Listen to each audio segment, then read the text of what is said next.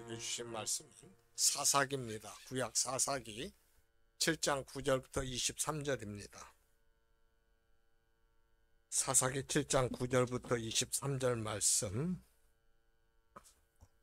우리가 이 말씀을 한 절씩 교독하겠습니다.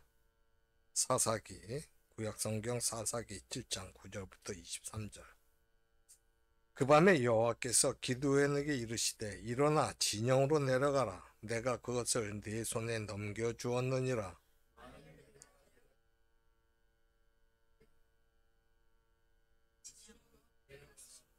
그들이 하는 말 들으라. 그 후에 네 손이 강하여져서 그 진영으로 내려가리라 하시니 기드온이 이에 그의 부하 브라와 함께 군대가 있는 진영 근처로 내려간즉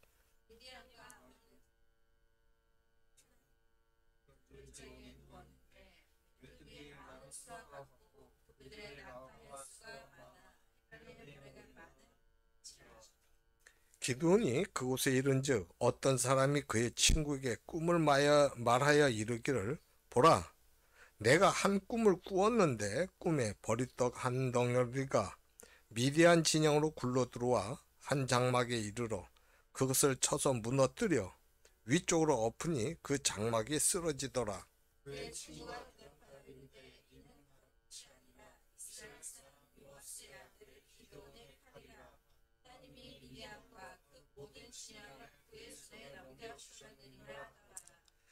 기드온이 그 꿈과 해몽하는 말을 듣고 경배하며 이스라엘 진영으로 돌아와 이르되 일어나라.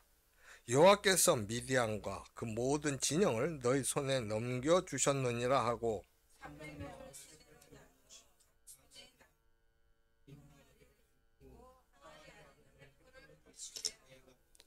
그들에게 이르되 너희는 나만 보고 내가 하는 대로 하되 내가 그 진영 근처에 이르러서 내가 하는 대로 너희도 그리하여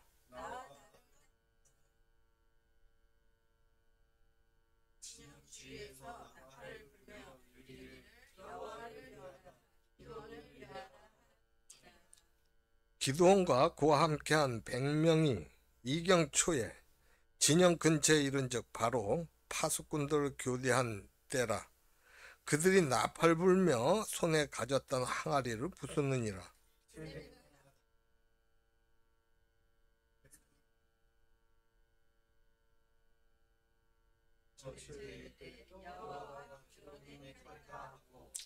각기 제자리에 서서 그 진영을 에워싸매 그 온 진영의 군사들이 뛰고 부르짖으며 도망하였는데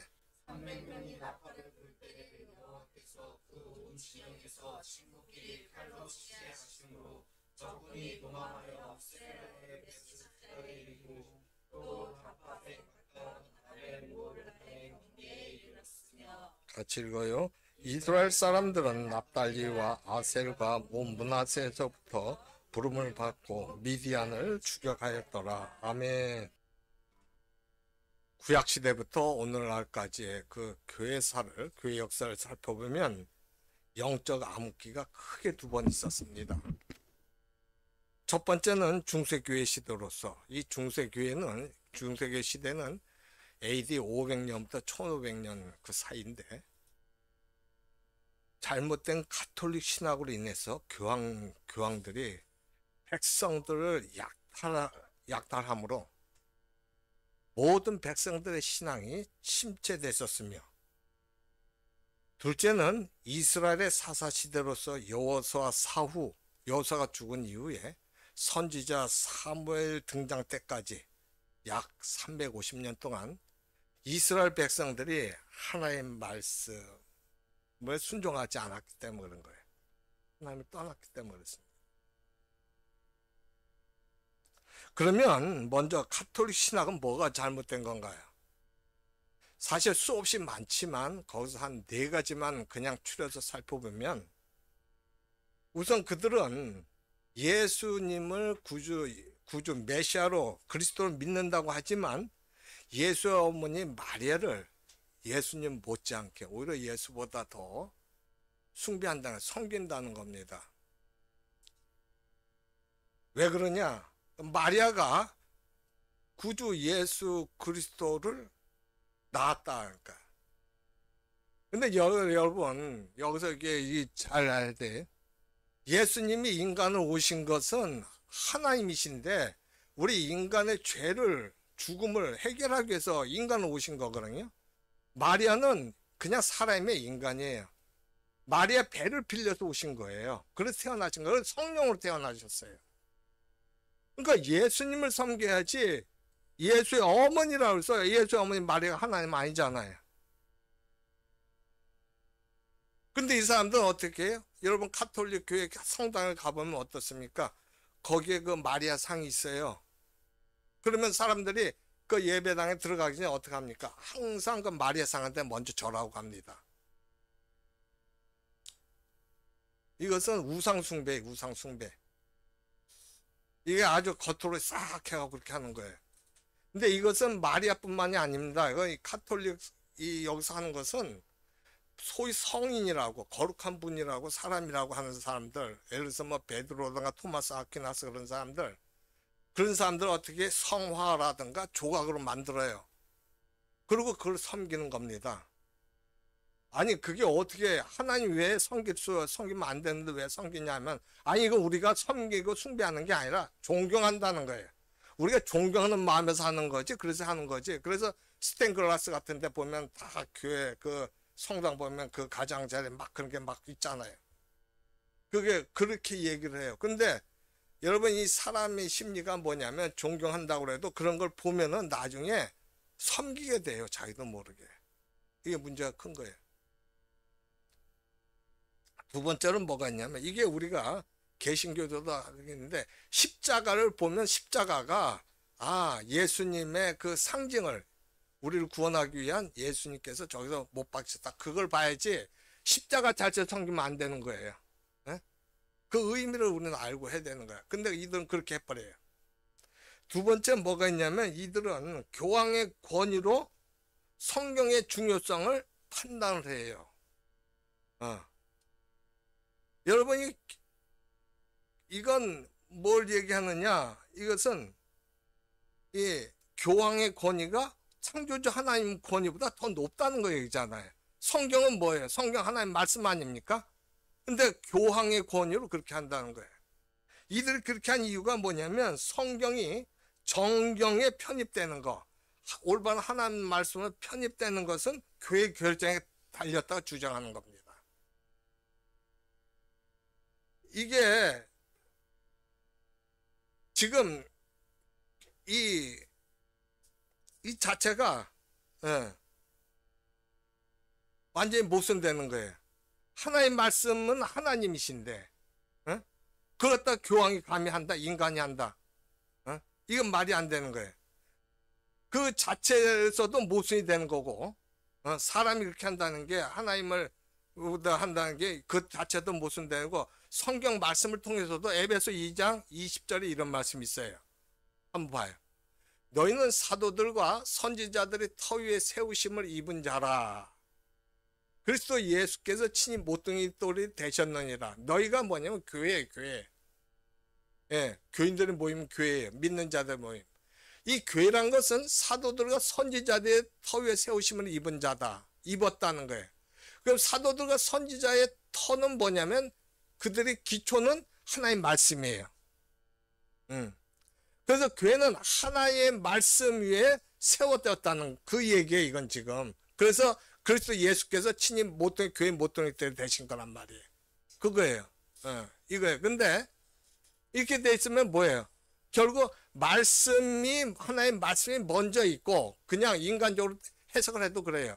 하나의 말씀이 먼저 있고 그 다음에 교회가 생긴 거. 그럼 근데 교회가 감히 하나의 말씀을 갖다가 자기네 판단한다, 결정을 한다, 이런 식으로 하는 거야. 그래서 교황은 무엇을 해야, 교황의 말은 무엇을 했다, 오히려 성경 권위보다 더 앞세운단 말이에요. 이거 엄청난, 이건 잘못된 거예요. 세 번째로 그들이 매주 미사를 드리잖아요. 미사라는 그 목적이 뭐냐면 죄를 없애준 제사예요. 이 사람들이 하는 것은 매주 그들이 인간 신부가 그렇게 한다는 것은 뭘 얘기냐면 예수님께서 단 한 번에 십자가 보혈로 우리의 모든 죄와 죽음 문제를 해결한 걸 부정하는 거예요. 이건 뭘 얘기하냐면 예수 그리스도께서 신약에 오기 전에 구약시대 이스라엘 사람들이 자기가 죄를 지면 어떻게 돼요? 그 죄값을 사함받기 위해서 제사를 드린다고. 동물로 가지고 제사잖아요. 가난한 자는 형편에 따라서 비둘기, 그 다음에 좀 하면 염소, 그리고 흔저 같은 경우는 어떻게 황소 같은 걸 가서, 소를 가서 이렇게 드리는 거야. 죽이고 그 죄를 엎어치는 거야. 그건 똑같은 거예요. 다시 구약시대로 돌아가는 거예요. 예수님의 그 십자가 보혈을 완전히 무시한 처사가 돼버리는 거예요. 이 미사 자체가 그게 엄청난 그 잘못된 거란 말이에요. 그리고 네 번째로 한번 보면은 네 번째가 뭐냐, 이것 때문에 다른 것도 다 있지만 이것 때문에 사실은 종교개혁이 일어난 건데, 이들이 사람의 죄를 면하기 위해서 면죄부란 거를 발행해서 돈을 받고 그걸 팔아요. 이 사람들은 뭐가 있냐면, 카톨릭 신자들은 자기가 무슨 죄를 지으면 어떻게 하냐, 고해성사라는 거래요. 예, 이 사람들은 그걸 성례식에 포함시키는데, 우리는 원래 성경에 보면 성례식이 2개밖에 없어요. 하나는 세례고 하나는 성찬식 2개예요. 근데 이 사람들 7개를 불려놨고 해요. 그래갖고 자기가 죄를 지은 신부한테 가서 자기 죄를 이렇게 고백합니다. 이런 일이 있습니다. 이거 어떻게 하면 됩니까? 그럼 신부가 그 얘기를 듣고, 당신 금식을 얼마 동안 하세요. 그렇게 해줘요. 금식 기도를 하세요. 그런 식으로. 이게 보속이에요. 보속이란 건 뭐라 하냐면 그거를 없애준다는 거예요. 신부가 그 얘기를 듣고 그 말을 함으로써. 아니, 예수님 앞에 우리가 예수님께서 우리의 죄를 회개하고 예수님 구주를 받아들면 그때부터 우리는 죄를 사함받기는, 그때마다 죄를 지으면 우리는 어떻게 회개하면 되는 건데, 이들은 신부가 그런 권한을 갖게 이렇게 만들어요. 그리고 나서, 그런데 고해성사를 했을 때 자기 죄를 말 못한 것도 있잖아. 사실 어떤 건 말 못하고 지나간 것도 있잖아. 그러면 그걸 다 없애야 된다는 거야. 그걸 다 없애주기 위해서 하는 게 뭐냐면 면죄부야. 죄를 면해준다는 거예요. 그 면죄부를 사라는 거예요. 돈을 주고. 그 교황이 발행하는 면죄부는 영원토록 보속이야. 보속. 영원토록 말 못해도 괜찮아. 그건 다 해결해줘. 그리고 주교 같은 건 100일 정도 면죄부 이렇게 해서 발행을 해요. 응? 근데 이들은 그렇게 하면서 뭘 하냐면 초점이 연옥이야. 연옥이 뭐냐면 지옥과 천국 사이에 연옥이라는 게 있다는 걸 해갖고 이 사람들이 천국에 못 들어간단 말이에요. 연옥에 걸려. 턱걸이를 해갖고. 그럼 어떡하냐, 면죄부를 사게 되면 그 죄가 면해져서 연옥에 있던 사람이 천국으로 뿅 하고 들어가는 거야. 그런 식으로 갖고 돈을 받고 파는 거야. 큰 죄는 돈 엄청나게 크게 해야 되고, 조그만 죄는 조그만 면죄부를 하고, 이런 식으로 하는 거예요.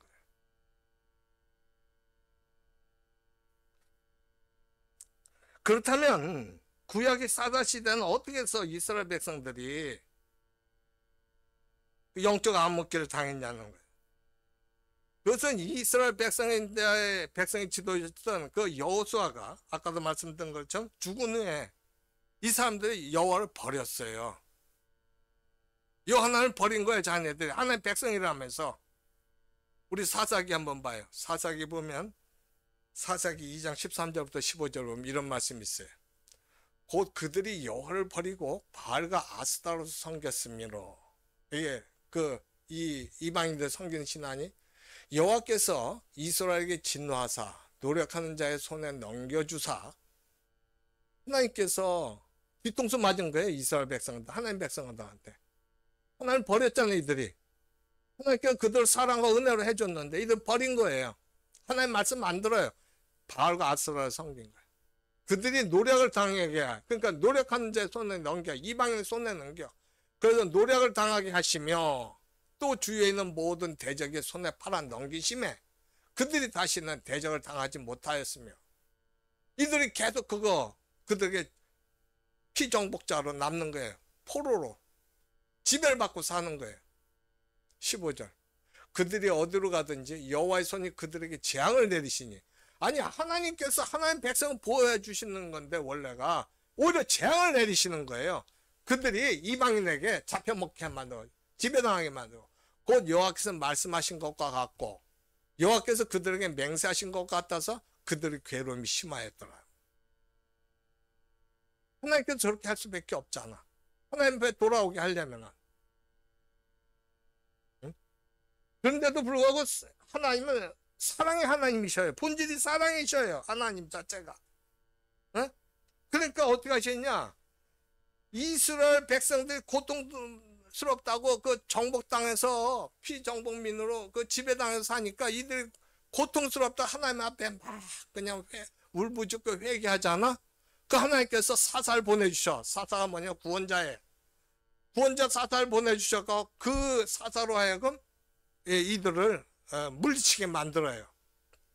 그럼 이들이 다시 이제 해방이 되잖아. 이방인들도 해방이 돼. 그럼 어떻게 되느냐? 해방됐으면 하나님께로 돌아가야 되는데, 그런데 또 범죄를 해. 또 이방신들 섬겨. 그럼 그걸 어떻게 하나님께서 보죠? 그래서 할 수 없이 다시 이방인들에게 침략을 받게 해갖고 이들이 정복을 당하게 만드는 거예요. 지배를 당하게 만드는 거예요. 그럼 이들이 또 울부짖고 회개 잘못했습니다. 우리가 하나님 안 버리겠습니다. 우리의 실수입니다. 이걸 한 번만 더 용서해 주세요. 그래서 또 구원해 주죠. 사사 보내서 구해주면 그때 또 헤헤 하다가 또 이방신들 또 섬기는 거야. 우상을 섬기는 거예요. 이런 식으로 계속 베풀이 되는 거예요. 이 사사시대 그런 거예요. 그러다가 이스라엘이 미디안 족속들 침략을 받아서 7년 동안 그들의 그 지배를 받을 때였어요. 그 당시 이스라엘에 기드온이라는 사람이 있었는데, 이 사람 므낫세 족속 중에서 극히 약하고 가장 작은 자예요. 뭐 리더십도 없고, 이 사람은 탁월한 지혜도 없어요. 그냥 하루하루 근근히 살아가는 겁쟁이 농부예요. 항상 불만이 마음속에 가득했어요. 왜 하나님이 우리 아버지고 우리 왕인데 우리가 이렇게 잘해나, 그것만 있지 딴 건 아무것도 없는 사람이었어요. 근데 그 같은 기드온에게 하나님의 사자가 나타나갖고는 6장 12절과 14절을 말씀하시는 거예요. 6장 12절 한번 보면, 같이 한번 6장 12절 같이 읽어봐요. 시작. 여호와의 사자가 기드온에게 나타나 이르되 큰 용사여, 여호와께서 너와 함께 계시도다 하며. 이런 겁쟁이 하루하루 그냥 근근히 살아가는 기드온 보고 여호와 사자가 딱 나타났고 큰 용사여, 그러나 큰 용사여, 여호와께서 너와 함께 계시도다 하는 거예요. 이게 무슨 황당한 말이야. 갑자기 이거 좋아해야 돼 말아야 돼? 막 정신이 하나도 없는 거예요. 어? 그러면서 뭐라 그래? 14절 뭐라 그래? 여호와께서 그를 향하여 이르시되, 기도를 향해서 뭐라 그래요? 너는 가서 너의 힘으로 이스라엘을 미디안의 손에서 구원하라. 너 큰 용사니까 그렇게 하라는 거야. 내가 널 보낸 것이 아니냐. 아니 이걸 도대체 믿어야 돼 말아야 돼? 어? 헷갈리잖아. 헷갈려. 지금 정신 하나도 없는 거예요. 아니 기도는 자신이 별 볼일 없는 사람을 생각할 뿐만 아니라 실제로도 형편없는데 어떻게 하나님의 사자가 기도원에게 큰 용사라고 하면서 내 힘으로 이스라엘을 구원하라 하는 말이야. 이게 가능한 거예요? 근데 놀라운 일이 벌어지는데, 그게 뭐냐 하면, 그런 기드온이 하나님의 사자의 말대로 이스라엘의 사사가 돼갖고 미디안을 포함한 연합군들, 그들과의 전쟁에서 승리를 한 거예요. 그것도 이스라엘 군사는 몇 명? 300명밖에 안 되고, 저들의 숫자는, 대적군, 그 적군의 숫자는 얼마냐? 메뚜기처럼 많았다. 메뚜기 떼처럼. 여러분 요엘서 1장에 보면 메뚜기 떼가 날아가면 어떻게 돼요? 모든 걸 그게 날아간 그 자리에는 아무것도 없어요. 다 먹어치운다. 먹었다가 그렇게 많았다. 그러니까 그들 숫자가 10만 명 이상 됐다는 얘기지. 결국 그렇게 많았는데 대승을 했단 말이야. 대승을 해. 아니 도대체 어떻게 된 거예요? 그것은 기드온이 큰 용사가 되게 되었기에 가능했던 건데 어떻게 그 사이에 큰 용사가 됐냐? 어떻게 그 사이에 큰 용사가 돼? 이 시간에는 별 볼 일 없던 기드온이 어떻게 큰 용사가 됐으며 큰 용사라는 게 뭔지 또 어떻게 대승을 했는지 한번 살펴보려고 그래요. 먼저 기드온은 하나님의 사자가 자신을 큰 용사라고 하면서 소명을 부여하니까 그 사자의 말이 진실인지 확인하고자 6장 17절 하반절에서 뭐라고 하냐면 나와 말씀하신 이가 주 되시는 표징을 내게 보이소서 그래. 당신이 정말 주님이라면 그 표적을 나한테 보여달라 그래. 응? 그러면서 하나님의 사자를 위해서 예물 준비했거든요. 재물 준비한 거예요. 그런데 그때 6장 21절 같은 일이 벌어지는 거야. 6장 21절 봐봐요. 여호와의 사자가 손에 잡은 지팡이 끝을 내밀어 고기와 무교병에 대니 이게 지금 성경책이 없고 이게 스크린을 봐야 돼. 스크린. 성경전 7장 말씀이요. 여호와의 사자가 손에 잡은 지팡이 끝을 내밀어 고기와 무교병에 대니 불이 바위에서 나와 고기와 무교병을 살랐고 여호와의 사자는 떠나서 보이지 아니한지라. 지금 이 기드온이 그 예물을 뭘 준비했냐면 고기하고 무교병 해갖고 바위에도 놨는데 여호와 사자가 어떻게 지팡이를 딱 대니까 이게 다 불살라지는 거예요. 근데 그러고 나서 여호와의 사자가 떠나버려. 안 보이게 됐어요. 지금 이 상황은 뭐냐면 이렇게 된 것은 하나님께서 먼저 그 기드온의 헌신을 연락했다는 거예요. 첫 번째는 네가 나한테 내가 한 말 믿고 네가 헌신하겠다 하는 거구나. 그 연락한 거예요. 그리고 기드온이 내게 표징을 보여달라고 그랬잖아요. 그 표징에 대한 응답이에요. 그걸 좀 뜻하는 거예요. 그런데 그때 기드온은 자기가 대면했던 분이 하나님이라는 걸 알고서는 이 사람이 슬프도다 해요. 슬프도소이다. 왜 그러냐면 하나님을 대면한 자는 다 죽거랑. 이건 나 이제 죽었구나 하는 거야. 왜 하나님이란 거 알아? 떠나서 보이지 않았잖아. 그 여호와의 사자가. 사라졌죠. 하나님이니까 그런 거 아니냐고. 나 이제 죽었구나 하는 거야. 슬프도소에서 해. 그러니까 그 하나님께서 뭐라고 그러시냐면 두려워하지 말라 죽지 아니하리라. 그렇게 말씀해 주셔요. 왜냐면 왜 죽지 않으니까 두려워하지 말라고 하나님께서 말씀하셨냐면 기드온이 하나님의 본체를 본 게 아니었기 때문에 그래요. 하나님의 본체는 뭐냐? 빛이에요. 인간은 뭐예요? 어둠이에요. 어둠은 이 빛을 못 봐요. 빛에 있으면 완전히 이렇게 없어져 버려요. 어둠은. 우리 자체는 하나님을 보면 본자가 있지 않게 돼버린 상황이 돼버리는 거예요. 그러니까 하나님께서 어떻게 하셨느냐? 사실 이렇게 죄인 인간에게 인간의 형상을 취하시면서 나타난 거예요. 왜? 그걸 하나님 직접 나타나시면 어떻게 돼요? 그 사람이 죽잖아. 그러니까 여기서도 어떻게 기드온에게 어떻게 했다고? 인간의 형상을 취해서 모습을 통해서 나타나신 거예요. 사실 이것은 그 사사의 그 삼손도 삼손 부모님도 마찬가지였어요. 여호와 하나님이 대면했지만 그분이 인간으로 오셔서 그렇게 한 거라고. 그래서 그들로 살아난 거예요. 이렇게 하나님은 배려를 하신단 말이에요. 인간을. 그러니까 기드온이 그곳에다 제단을 쌓고는 거기를 뭐라 하면 여호와 샬롬이라고 그래요.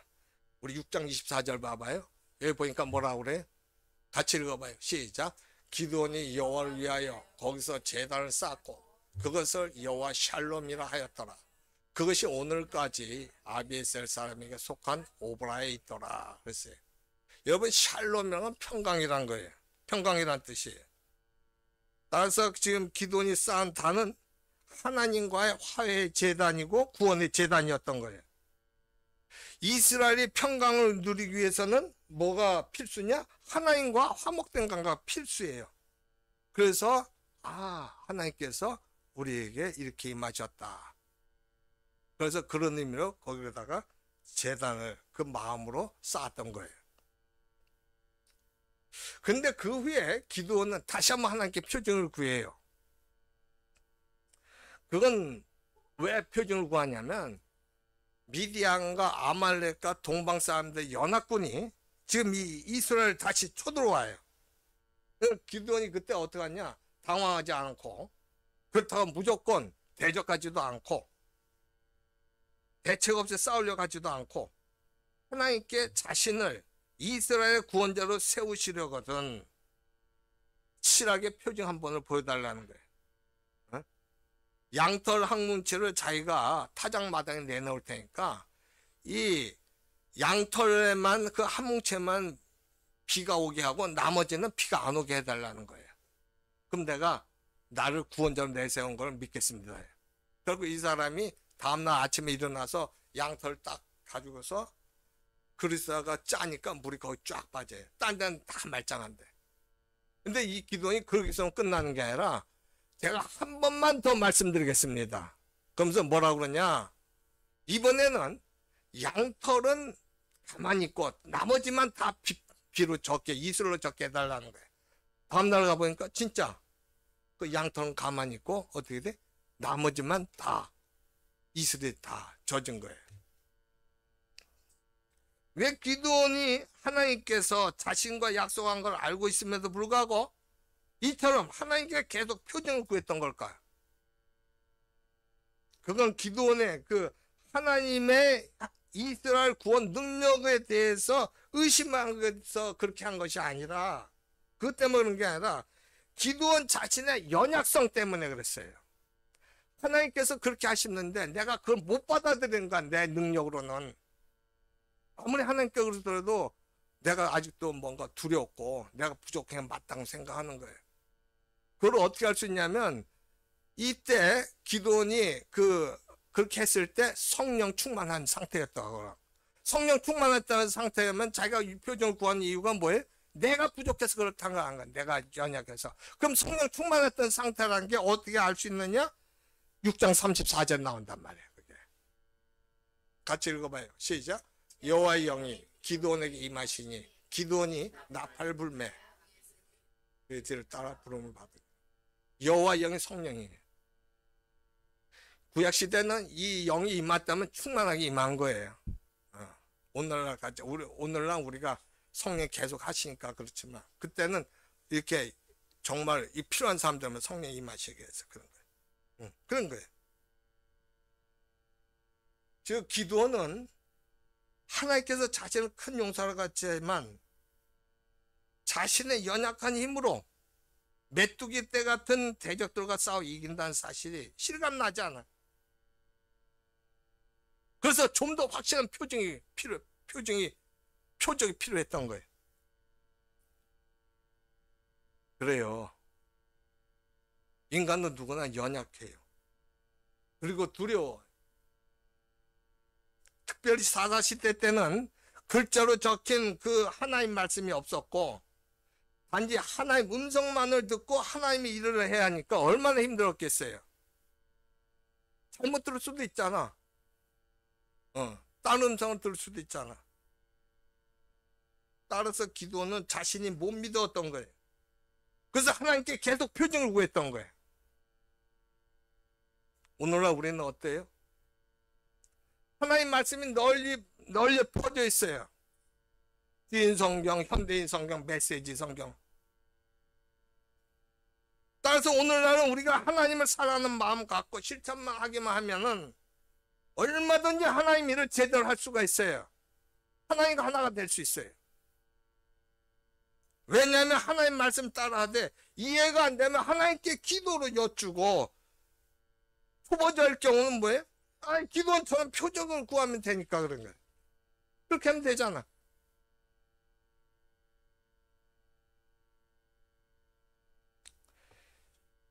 이제 계속되는 그 기도원의 표정 요구에 하나님께서 응답하시니까 기도원도 자신만 하나님 말씀 따르면 된다는 자신감이 생겨요. 그래서 미디안 연합군과 싸울 이스라엘 병사들 모집했는데 32,000명이 왔어. 여러분 32,000명 갖고는 메뚜기 떼처럼 많은 거 대적들하고 상대가 안 돼요. 어떻게 되겠어요? 이 인원 갖고 되겠어요?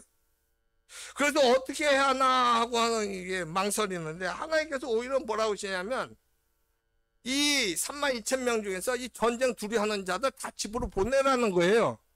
아니 더 모집하라는 게 아니라 오히려 거기서 다 보내라는 거야 그 사람들을. 그래서 어떻게 순종을 해요. 그래도 할 수 없이. 왜? 하나님 믿잖아. 이제 믿을 수밖에 없잖아. 그래서 돌려보내니까 돌아간 숫자가 22,000명이야. 남은 숫자가 1만 명이야. 근데 하나님께서 뭐라고 하신 줄 아세요? 이 10,000명 갖고도 어려움 없잖아요. 그 저쪽아 더 줄어들었잖아. 근데 하나님께서 뭐라고 하시냐면 야, 그 숫자도 많으니까 그냥 그들은 물가로 데려가고 물을 먹여. 물을 먹게 하는데 거기서 이제 네가 여기서 추려야 돼. 어떻게 추리느냐? 그냥 거기 가서 물을 갖다 먹을 때 개처럼 그냥 입을 갖다 그 물에다 대고 먹는 사람들이라든가, 그렇죠? 무릎 꿇고 물을 먹는 사람들, 그 사람들 다 돌려보내고 이 손으로 물을 떠갖고 입으로 먹는 사람들만 남게 하라는 거예요. 왜 그러냐? 예를 들어서 그 물을 갖다 먹을 때 막 개처럼 물을 다 막 먹거나 이 그 무릎 꿇고서 물을 먹는 사람들은 뭐냐면 자기 것만 생각하고 적은 초등은 못 보는 거예요. 자기 목마른 것만 생각하니까. 그러니까 이 사람들 데리고 해봐야 다 소용없어. 그거는 그냥 이놈만 있는 거 아무 능력이 없어. 근데 손으로 물을 떠서 먹는 사람들, 이 사람들은 주위를 보잖아요. 주위를 보잖아. 자기가 먹지만 적군이 오나 오는 걸 살펴보는 거야. 그러니까 어떻게? 그 사람들만 남겨놓으라는 거야. 근데 그 사람들 남겼는데 그 사람 몇 명이야? 바로 300명이다. 300명. 여러분 300명으로는 상대가 될 수가 없는 거잖아요. 항복하는 것밖에 없어요. 살아나려면. 그런데 기드온이 어떻게 합니까? 300명을 데리고 메뚜기 떼처럼 많은 그 대적들과 싸우자고 한다. 왜? 기드온은 그때 하나님이 어떤 분이신지 알았기 때문에 그래요. 즉 여러 번의 그 표정을 통해서 하나님께서는 말씀하신 걸 반드시 지키시는 분이라는 걸 깨달은 거예요. 그걸 아는 거예요. 그래서 정말 어이없는 불가능한 상태에서 자기는 싸우겠다는 거예요. 지난 11월 12일 수요일에 국민일보에 나온 김단영 집사의 간증이에요. 뭐든지 시작하면 최고에 올라야 직성이 풀렸던 김단영 씨. 53살의 올해. 그래서 이분은 컴퓨터 강사, 국악원 대표, 반려견 훈련사까지 3번이나 직업을 바꾸면서 하루 4시간 이상 자본 적이 없을 만큼 치열하게 살았어요. 그런 열정이 늘 그녀를 한결을 몰아붙였지만 그 성취와 물질적 보상, 물질적 풍요로 보상을 받은 거예요. 자기 이런 만큼 다 오는 거예요. 그래서 그렇게 했던 거예요. 근데 나이 50살을 앞두는 2021년 8월 달에 백혈병 진단을 받아요. 근데 치료하던 중에 승합계 부작용을 해서 모든 손가락과 발가락을 다 절단해버리게 돼요. 10손가락, 10발가락. 날벼락을 맞은 거잖아요. 그런데 그랬던 그녀가 지금은 한국민화협회 특선을 비롯해갖고 한국민화진흥협회, 대한민국 기독교 미술대전 등에서 입선할 만큼 재능을 인정받고 있어요. 손가락이 없는데, 발가락으로 제대로 서지도 못하는데, 발로 제대로 서지 못하는데, 또 지역학교와 교육청 등에서 민화 수업도 진행하고 있어요. 그게 뭐냐면 손을 잃고 그림을 얻은 기적이에요. 손을 잃어버리고 나서. 어떻게 해서 이런 일이 일어날 수 있을까요? 죽음의 문턱에서 다시 일어설 수 있었던 것은 하나님의 손길 덕분이었다. 이 김 작가가 백혈병 치료 강화군에 있는 요양자 강화군에 갔다가 거기 있는 교산교회에 출석하기 시작했는데 그때 미술 모임을 통해 갖고 그림을 접하기 시작했어요. 그러다가 성경과 삶을 통해서 하나님께서는 말씀하시면 약속하시면 반드시 지킨다는 확신을 자 그때부터 본격적으로 그림에 매달리기 시작했던 거예요. 손가락과 발가락 절단 수술 받기 전까지 김 작가는 그림을 배워본 적이 없었어요. 미술 모임을 통해서 스스로 통증과 싸우며 다시 손을 내가 쓸 수 있을까 하는 두려움 속에서 펜을 잡고 지루함을 달래기 위해 시작한 컬러링북 세상을 통해 그림이 시작한 거예요. 유튜브 영상을 보면서 독학한 지 3년이요.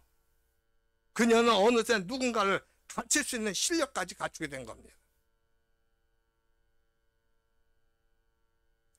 김 집사는 돌아보면 하나님께서 다녀와 제발 쉬어라 하는 신호를 주변 사람 통해 끊임없이 주셨지만 애써 무시하며 살았던 것 같다고 말해요.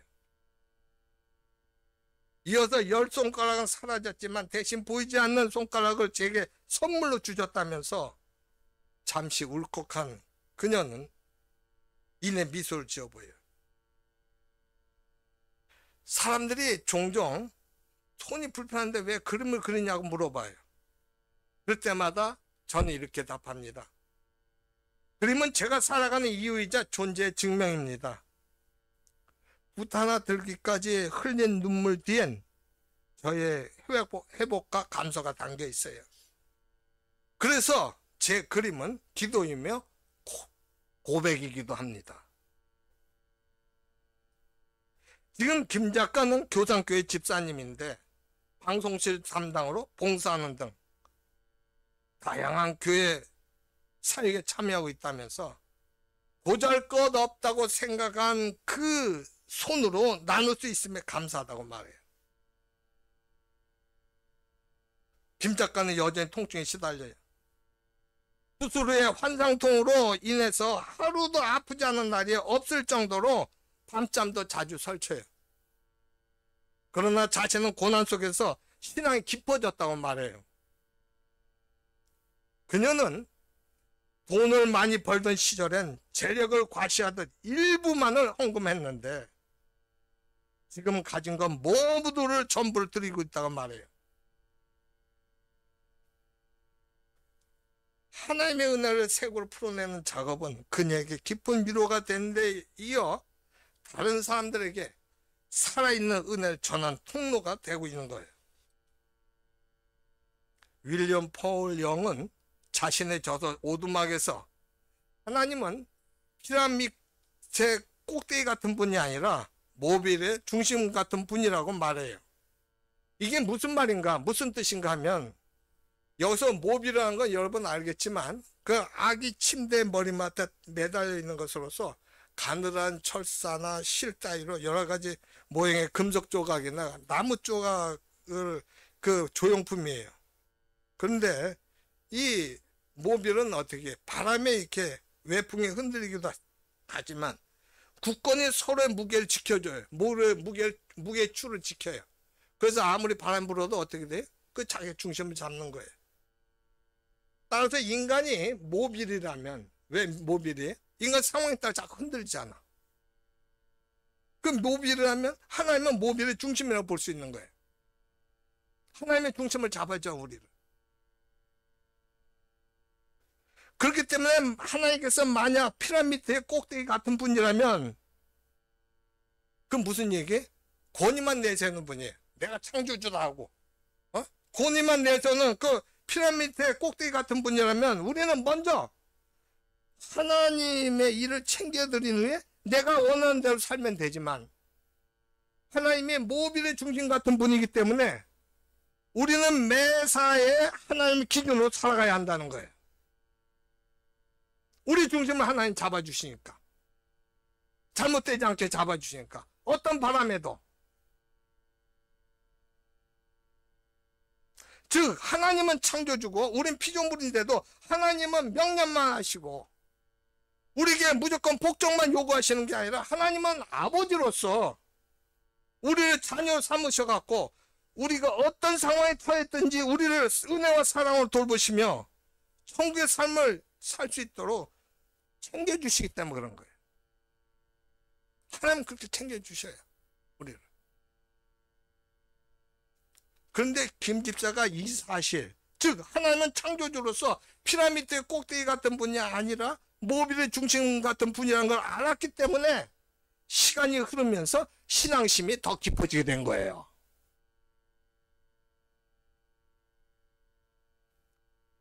그런데 기드온은 이미 김단영 집사 이전에 이 사실을 알았고 하나님 말씀에 순종함으로써 이스라엘 군사 300명으로 메뚜기 떼 같은 적군들을 물리쳐요.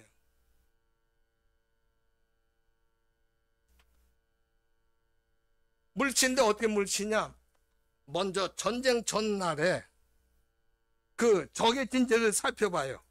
그 장면이 지금 어디에 나와있냐면 오늘 우리가 읽은 본문 7장 13절과 14절에 나와요. 기드온이 부하와 함께 적진에 몰래 침투하니까 적병 2명 대화를 하고 있거라. 그래서 먼저 13절 보면 이런 말씀이 있어요. 2명이 대화를 하는데 뭐라고 대화하냐면 13절 보니까 이런 말씀이 있어요. 기드온이 그곳에 이른즉 어떤 사람이 그의 친구에게 꿈을 마야 이르기를 보라, 내가 한 꿈을 꾸었는데 꿈에 보리떡 한 덩어리가 위대한 진영으로 굴러 들어와 한 장막에 이르러 그것을 쳐서 무너뜨려 위쪽으로 엎으니 그 장막이 쓰러지더라 하는 거예요. 응? 여기 보리떡이 뭐냐? 보리떡이란 것은 가난한 사람들이 흔했던 그 음식이거든요. 근데 당시 첫째는 뭘 얘기하냐면 당시 가난에 찌들었던 이스라엘이 보리떡만 먹을 정도가 가난했단 말이에요. 그걸 가리키는 걸로 보고 둘째는 뭐냐면 비천한 가문 출신인 기드온을 뜻한다고 했어요. 기드온 별 볼 일 없는 비천한 가문 출신이니까. 그런데 어떻다고? 그 보리떡이 미디안 진영을 굴러 들어왔어. 근데 그것이 딱 그걸 치니까 미디안 진영을 치니까 그것이 쓰러져 버린 거야. 미디안 진영이. 그러니까 그 얘기를 들은 친구가 거기에 대해서 해몽을 하는데 뭐라고 얘기하냐? 14절 같이 읽어봐요. 시작. 그의 친구가 대답하여 이르되 이는 다른 것이 아니라 이스라엘 사람 요아스의 아들 기드온의 칼이라. 하나님이 미디안과 그 모든 진영을 그의 손에 넘겨주셨느니라 하더라. 그런 거예요.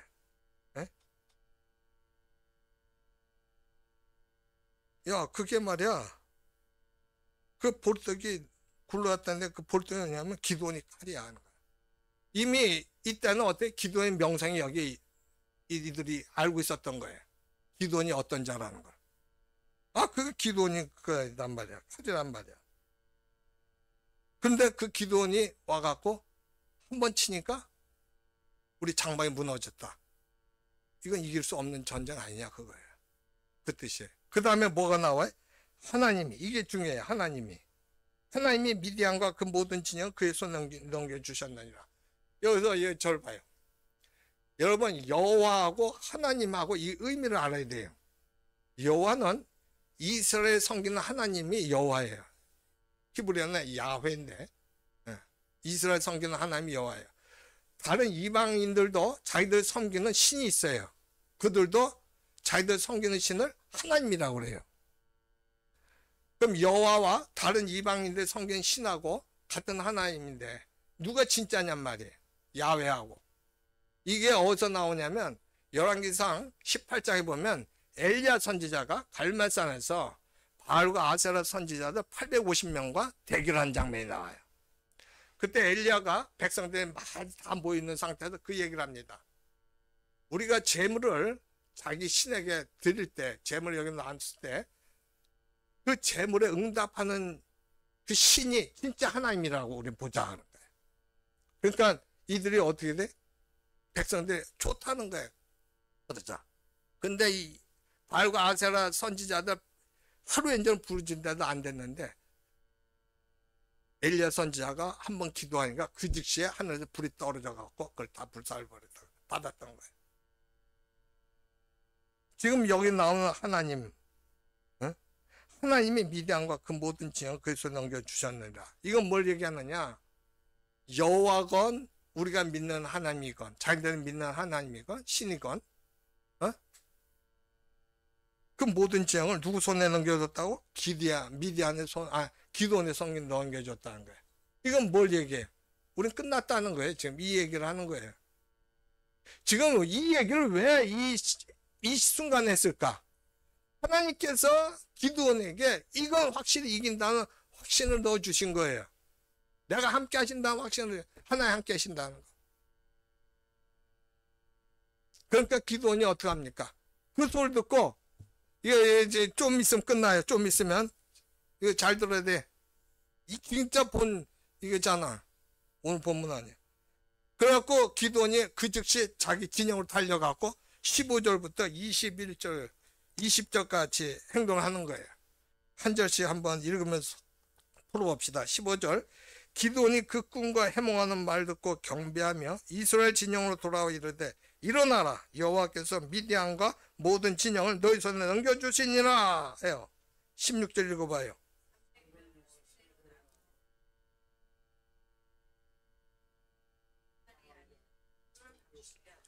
(300명을) 세대로 나누면 100명씩 하는 거예요. 근데 한 손에는 뭘 들어? 나팔. 한 손에는 횃불과 항아리를 빈 항아리를 드는 거예요. 그렇게 하는 거예요. 그래서 17절에 그들에게 이르되 너희는 나만 보고 내가 하는 대로 하되 내가 그 진영 근처에 이르러서 내가 하는 대로 너희도 그리하여. 18절 읽어요.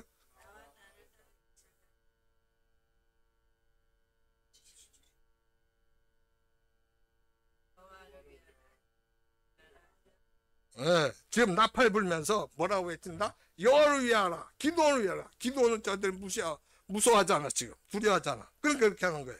19절에 기도원과 그와 함께한 100명이 이경초에 진영 근처에 이른즉 바로 파수꾼들을 교대한 때라. 그들이 나팔 불며 손에 가졌다 항아리를 부수니라. 지금 그렇게 나팔 불면서 항아리를 깨트려요. 그러니까 어떻게 돼? 20절 읽어보세요.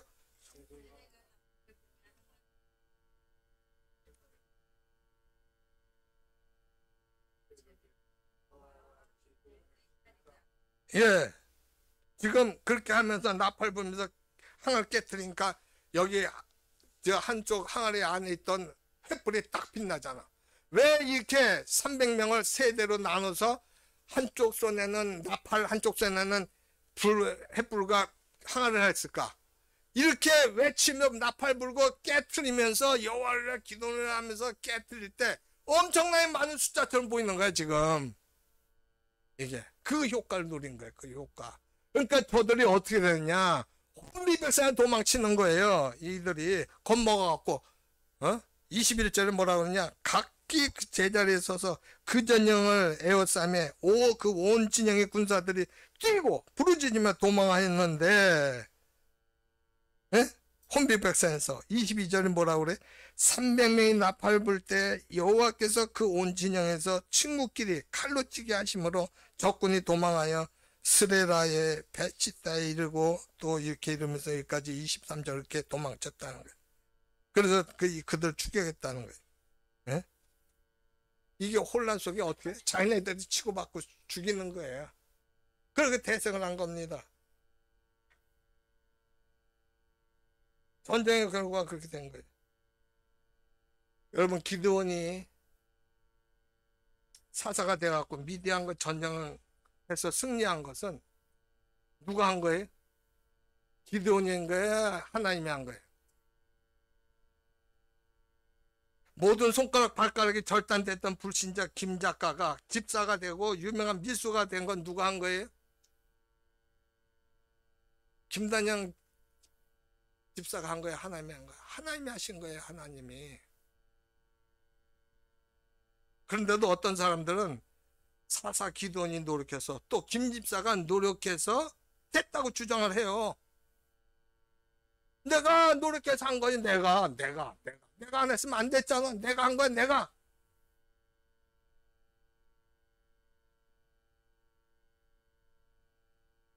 물론 노력한 거 맞아요. 근데 밥 다 차려놓고 먹는 건 자기가 먹어야 되는 거 아니야. 그걸 갖다 내가 노력했다는 거야. 밥 반찬 다 차려놨으면 그거 누가 해줄 거냐고. 내가 한 게 아니잖아. 근데 그거 자기가 먹는 거 갖고 내가 했다는 거야. 내가 다 했다는 거야. 하나님이 다 해주신 거잖아. 얼마나 세세하게 했어요. 기도원 자신감까지 풀어줬잖아.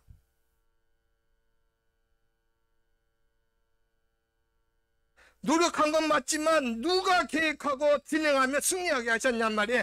하나님이에요. 그건 오늘날 우리 삶도 마찬가지예요. 하나님께서 다 해주셔야 다 해결신다고 철저하게 계획을 하시면서 해주시는 거예요. 진행하시는 거예요. 내 성격 받아가면서 너는 이렇게 해야 되지 쟤하고는 달라. 다 파악해요. 똑같이 안 해주셔요. 왜 하나님께서 그렇게 하실까? 요한 3서 2절 때문에 그래요. 같이 읽어봐요. 시작. 사랑하는 자여, 내 영혼이 잘된 같이 내가 범사에 잘되고 강건하기를 내가 간구하노라. 목적이 딱 하나예요. 하나님은 하나님께서는 우리 힘으로 육신이 잘 되는 게 아니라 우리가 예수님과 하나 돼갖고 예수님의 성품과 마음을 가지고 성령의 능력으로 살면서 육신까지 잘 되기를 원하시는 거예요. 왜냐하면 진정한 복이라는 건 인간 스스로가 아니라 하나님께서 직접 챙겨주셔야 때문에 그래요.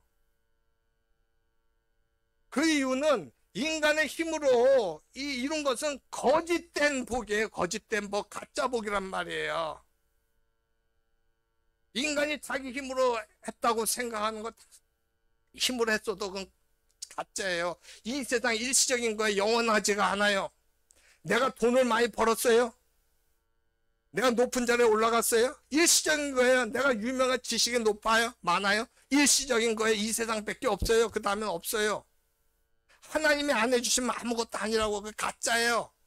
근데 지금 우리가 그걸 이제 헷갈리는 거예요. 지금 세상 사람들이 다 그렇게 사니까 기독교인들도 헷갈린다고. 지금 그게 진짜 같아. 그게 그렇게 해야지 내가 마음이 놓여. 기드온이 300명으로 메뚜기 떼 같은 밀리안을 물리치게 한 것, 왜 하나님께서 많은 인원 붙여줘 갖고 이겨서 싸우게 하지 않고 승리하게 하지 않고 300명만을 골라서 그렇게 하신 걸까? 인간의 힘으로 하면 그게 인간이 한 것처럼 작다 그래. 하나님이 하신 걸 알려주고 싶은 거예요. 하나님은 하나님께서 하신 걸 알아서 인간들이 감사함으로 하나님 앞에 나오기를 원하시는 거예요. 하나님은 우리의 마음을 원하시는 거예요. 우리의 마음. 우리가 높고 낮고 우리가 물질이 많고 적고 그거 아니야. 그건 상관없어. 하나님은 절대 아니야. 내 마음이야. 내 마음. 하나님께서 나를 사랑하시는 걸 내가 알기를 원하셔. 내가 내 마음을 하나님께 드리기를 원하시라고. 근데 지금 사람들은 어떻게 하느냐? 그게 아니야. 내가 얼마나 하나님께서 답답하시냐고, 안타깝냐고.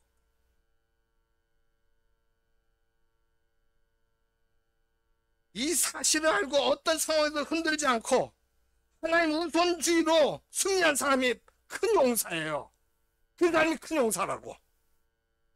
기드온과 김단영 집사예요. 우리가 근데 살잖아, 이 세상에. 근데 이 세상에 사는데 우리는 어떻게 살아야 돼? 그러면 우리에게 보물 있잖아. 나한테 귀한 보물 있잖아. 남이 보기엔 안 해도 난 귀한 보물이 있어. 그럼 나는 어떻게 살아야 되냐고. 그게 예수님께서 말씀하셨어요. 마태복음 6장 19절부터 21절 한번 봐요. 너희를 위하여 보물을 땅에 쌓아두지 말라. 거기는 좀과 동록이 해하며 도둑이 구멍을 뚫고 도둑질하느니라. 오직 너희를 위하여 보물을 하늘에 쌓아두라. 거기는 좀이나 동록이 해하지 못하며 도둑이 구멍을 뚫지도 못하고 도둑질도 못하느니라. 네 보물이 있는 그곳에는 네 마음도 있느니라. 보물을 땅에 쌓아두지 말래. 보물이 뭐예요? 보화예요. 내가 가장 귀히 여기는 거. 우리가 많지만은 우리가 공통적으로 보물을 생각하는 게 뭐야? 돈이라고 보자. 돈. 땅에 쌓아두지 말라. 옛날에는 유대인들이 보물 같은 거, 보화 같은 거 있으면 어떻게? 땅에 넣었었어요. 땅에. 결국 이건 뭐냐면 세상에다 두지 말라는 거예요. 왜 그러냐? 거기는 종과 동록이 해야 한다는 거예요. 종과 동록은 내부적으로 해치는 거예요. 내가 돈이 많아도 내가 근심 걱정이에요. 돈이 적어도 근심 걱정, 돈이 많아도. 아니 돈이 많은데 왜 근심 걱정이야? 누가 와서 해코지 했잖아. 로또 당첨되잖아요. 로또. 미국에서 복권 당첨되면 그 사람은 살아남는 게 다행이라는 거예요. 언젠가 죽어요. 반드시 죽어요. 그 돈 때문에.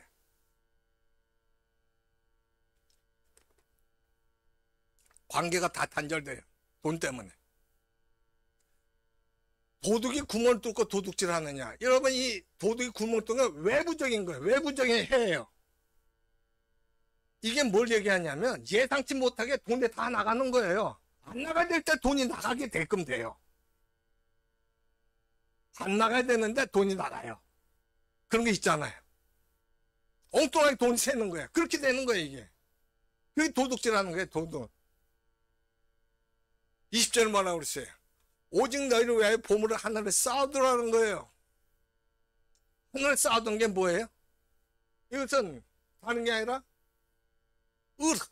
의로운 일을 하고 선한 일을 할 때 내놓으라는 거예요. 예수 그리스도를 위해서 내가 예수 그리스도를 닮는 삶을 살라는 거예요. 용서할 수 못할 사람은 용서하라는 거예요. 그게 보물을 하나에 쌓아두는 거예요.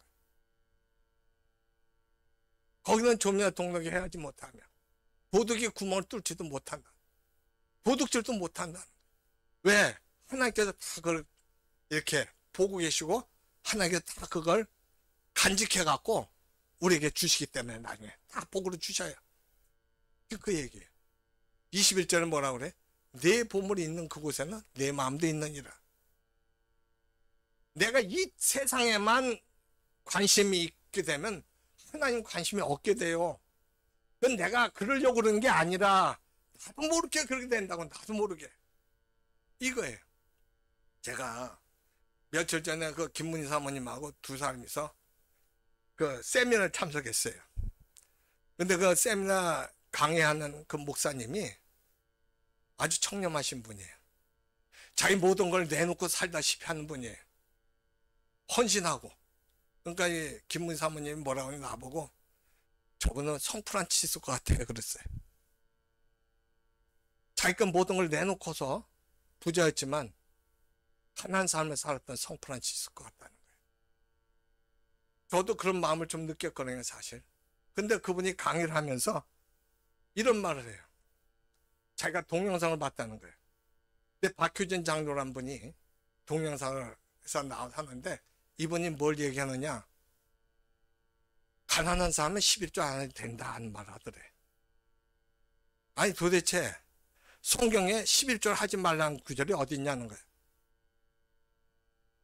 11조를 하라는 구절에서 11조 하지 말라는 구절이 어디 있냐는 거예요.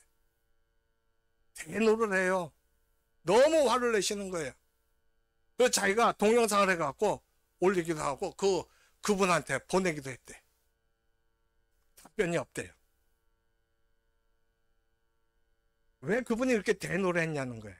그것은 여러분 11조와 헌금의 그 개념을 알아야 되거든요. 11조가 나온 게 뭐냐면 하나님께서 이스라엘 12제파 중에서 레인을 갖다가 성전 담당 일을 맡겼어요. 하나님 일을 하도록 맡겼다고. 레인들은 율법을 연구하고 제사 드리는 그 제사장도 거기서 나오는데 그런 일을만 하는 거야. 하나님 일만. 그래야지 이 성전이 유지되는 거야. 그래야지 하나님 나라가 이루어지는 거예요. 하나님 일을 해야 하나님 나라가 이루어지는 거예요. 그럼 11조 안 하면 교회 하지 말라는 거라고. 교회 없애잖아요. 이게 똑같다는 거야. 그러니까 무슨 돈으로 교회를 하냐 그냥. 국가만 돈이 필요한 게 아니잖아. 국가 이루려면 아무리 정치를 잘해도 돈이 있어야 국가가 이루어지지. 아무리 가정이 화목해도 돈이 없으면 어떻게 사냐고, 그 가정이 되냐고, 해체돼야 되잖아. 그러니까 무슨 돈으로 해, 무슨 돈으로. 그게 하지 말란 얘기라고. 이거 아주 나쁜 사람이라는 거야. 이게 교회 안에서 그렇게 한 사람들은 이단보다 더 나쁘다는 거야. 왜? 그런 식으로 해갖고 예수님 뒤통수 치는 거라. 이게 말이 되는 소리냐? 그러면 그 안 하는 사람들은 어떻게 돼? 하나님 앞에 더 못 가, 가까이 못 가. 퇴보하면 퇴보했지. 왜? 내가 하나님의 말씀을 알고 하나님의 일을 하면서 예수님을 닮게서 오는 건데 그 자체를 안 한다. 그건 관심이 없지. 성령께 역사하지 못하지.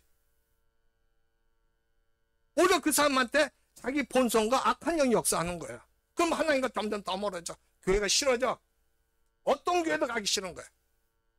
큰 교회는 큰 교회도 싫고 조그만 교회는 조그만 교회도 싫어. 왜? 하나님 관심이 없거든. 기도도 안 돼. 그러면서 그분이 대노한 거예요. 대노한 거예요. 여러분, 우리가 죽었을 때 하나님께서 우리에게 무슨 질문 하시겠어요? 너 세상에서 얼마나 돈 많이 벌었느냐? 너 얼마나 유명했느냐? 그거 물어봐요? 너 세상에 있으면서 그 힘든 세상에서 얼마나 예수님과 동행하는 삶을 살았냐? 그거 물어보실 거예요. 네가 얼마나 예수님의 마음을 갖고 살았느냐? 그거 물어보실 거예요. 내가 너 그렇게 힘든 상황 속에서 어떻게 그걸 이기고 그렇게 살았느냐? 그거 물어보신다고. 오늘 추수감사주일이잖아요. 내가 얼마나 육신적으로 잘 됐냐를 살펴보는 게 아니라 내가 영적으로 정말 얼마나 성장했느냐. 그것이 바로 내 힘이 아니라 하나님의 은혜와 사랑으로 이렇게 됐다는 걸 받아들여야 돼요. 그 마음으로 감사하는 추수감사주일 되기를 예수님 이름으로 축원합니다. 이 시간 우리가 하나님 한번 기도해요. 가만 찬송을 부르고 되는 건가? 어떻게 돼? 잊어먹었네. 순서를. 기도하고 찬송 부르는 거죠? 기도합시다. 기도할 때 하나님, 내가 존재하는 목적이 뭐고 교회 다니는 목적이 뭡니까? 내가 하나님 예수님을 닮지 않으면 아무 의미 없어요. 교회 다니면 예수님을 닮으려고 다니는 거예요. 하나님 말씀 안 따르고 하나님 말씀 없는 거 내가 그 귀에 솔깃하다면 그건 하나님께서 허락하신 게 아니라.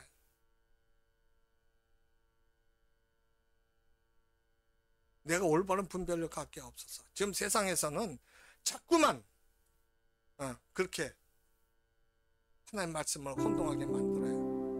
내 편히 줄여가는 거예요.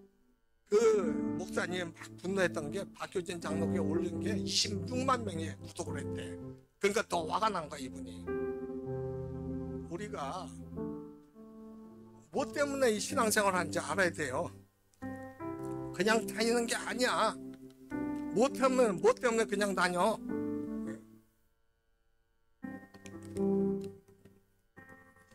집에서 텔레비 보는 게 더 좋잖아. 돈 벌면 더 좋잖아. 인간관계가 맞으면 더 좋잖아. 그게 아니라고. 우리는 영적인 존재예요. 육신적인 존재가 아니에요. 육적인 존재가 아니에요. 영혼이 잘된 같이 내가 범사에 잘 되길 원하는 거라. 하나님 그걸 원하시는 거예요. 하나님, 내가 하나님 앞에 올바른 설도가 없어서 내 존재하는 목적을 알게 하옵소서. 기도원과 김단영 집사가 왜 그렇게 했냐? 사사 기도원가. 아버지, 나도 하나님이 내 모빌의 중심 되시는 분이라는 믿게 하옵소서. 하나님을 의지하게 하옵소서. 하나님 말씀을 의지하고 예수님의 성품과 마음을 건장되게 하옵소서. 그래서 큰 용사로 세상에서 승리하며 살아가게 하옵소서. 주여 삼창하고 기도합시다. 주여, 주여,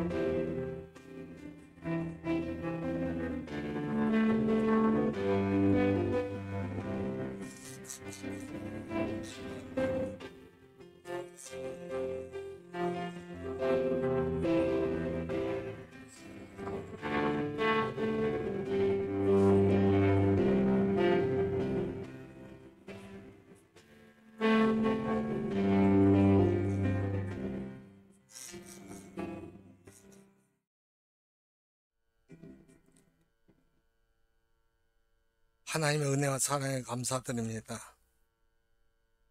하나님의 은혜와 사랑에 감사드리는 것은 내가 나 된 것이 아니라 하나님의 은혜로 되었고 또 되어가기 때문에 그렇습니다. 아버지, 하나님께서는 우리 영혼이 잘되고 범사에 잘되길 원하십니다. 그래서 피라미드의 꼭대기 같은 분이 아니라 모빌의 중심으로 모든 일을 행하십니다. 하나님과 하나 된 자 되게 하옵소서. 하나님의 뜻을 알고 천국을 이룬 삶 살아가는 죄들 되게 하옵소서. 저를 의지하지 말고 세상을 의지하지 말고 예수 그리스도만 의지해서 성령의 능력으로 승리하는 삶을 살아가는 저희들 되게 하시고, 내 자유의지가 세상이나 내 생각이 아니라 하나님의 말씀에 완전히 정착되게 하옵소서. 감사드렸고 우리 구주 예수님의 이름으로 기도드리옵나이다. 아멘.